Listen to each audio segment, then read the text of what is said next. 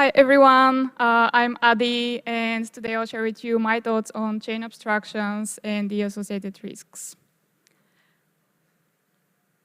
So a quick refresher, what is chain abstraction and its main goal? So the idea here is to provide a user experience that is all about enabling users to use applications without having to interact directly with bridges or chains.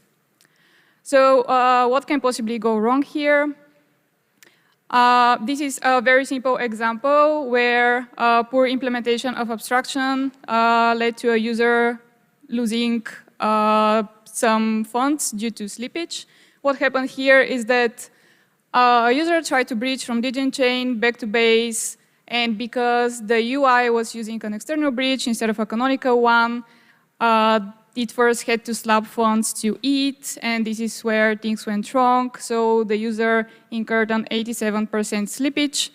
And the thing is that this wouldn't have happened if a canonical bridge was used, or maybe if the user was informed that an external bridge is used, or if they had the option to choose. So this example is trying to show the pitfalls of account abstraction, chain abstraction when implemented on the wrong level. So how can we do it better? There is this example of an intent-based protocol, and there are lots of different designs. But the idea here is that part of the risks are moved away from the user.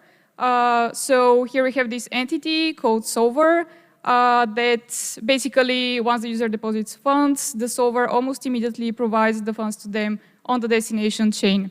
The idea here is that the user still has to trust the solver to not censor them and the escrow smart contract on the source chain.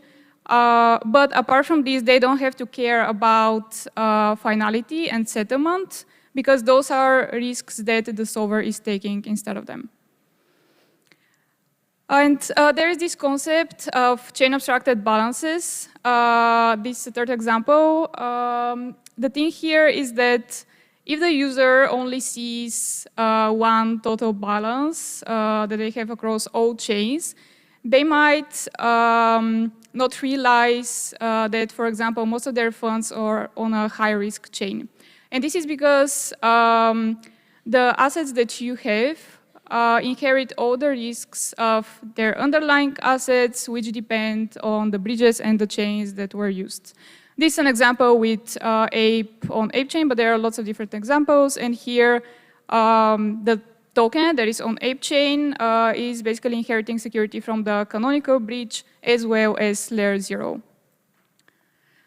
So the point that I want to make is that, first of all, if there are any risks where the user can that can still affect the user and they can potentially lose funds, they should be shown to the user. They should not be hidden. And in the example with the chain abstracted balances, I believe that at this stage we are not ready to hide the risks just because most of the chains are not secure enough. So chain abstraction should not be risk abstraction in a sense where there are risks that the user is not protected from and they are not aware of them and they might cause funds to get stolen or lost. But chain abstraction should be risk abstraction in the sense that we should try to protect the users from those risks. And this can be by limiting some actions on the front end or by introducing some additional entities who would bear the risks instead of the users. And as a last thing, I want to say that we at L2Beat want to, we believe in transparency, and we also like red warnings. So we introduced this tool called Insight, where you can check all the risks of your portfolio by inputting your address. So in this example, you would see all the underlying tokens of ape on ape chain, and all the risks that come from the canonical bridge or layer 0 or the token itself. And this is mostly targeted towards regular users who want to know how risky the assets they hold are. But if you are a developer and you want to make the best decisions on behalf of your users, you can also find this useful. So make sure to check it out once it's live. Thank you. Thanks, Radina. All right, we have time for some questions. Who wants to ask one? Raise your hand. Don't be shy. You can do it. If not, I'll ask a question. And I know your questions are better. Yes, amazing. Oh, hello, you. And catch. I want to ask, like, for a simple finance product, like a very, very simple one without all the sophisticated stuff, what would you recommend to devs? Obviously, when you're onboarding completely newbie users, you don't want to expose everything. What would you recommend devs do? Yeah, so I think that if the developers want in some way to onboard users without introducing them to the complexity of the chains and the bridges, so using some kind of chain abstraction, in case they don't want to surface all the risks because it can be overwhelming, they should make sure that they make the best choice for their users. So it can be something like limiting the chains they support based on the risks that they might introduce, or limiting the assets, or maybe doing some kind of summary of the risk, like high, medium, low, and then profiling their users to show the risks depending on their user profile. Thank you. Cool. We have time for another question.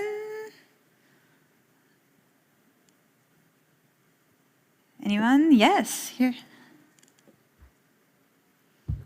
Another question is that for the, I think the chain abstraction, definitely great user experience, and also you mentioned the risk mitigations as well. But in general, beyond like the insights, what are some of the kind of mechanisms we should you guys put in place to increase the users trust, confidence of the reliability of the abstraction on that? So the question is, what procedures should be followed? Primarily, what other mechanism you put in place to increase the credibility and increase the trust from the user for the account abstraction?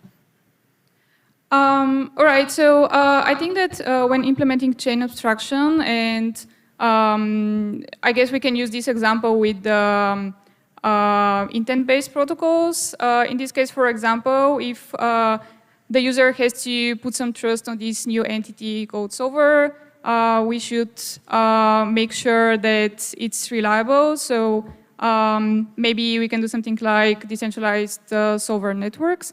So for every trust assumption that the user should make, we should make sure that this entity is to be trusted and it is decentralized enough. Cool. And there's time for one more question. Let's see if anyone has it. I think someone has a question. Yes, yes, yes. No. That's okay.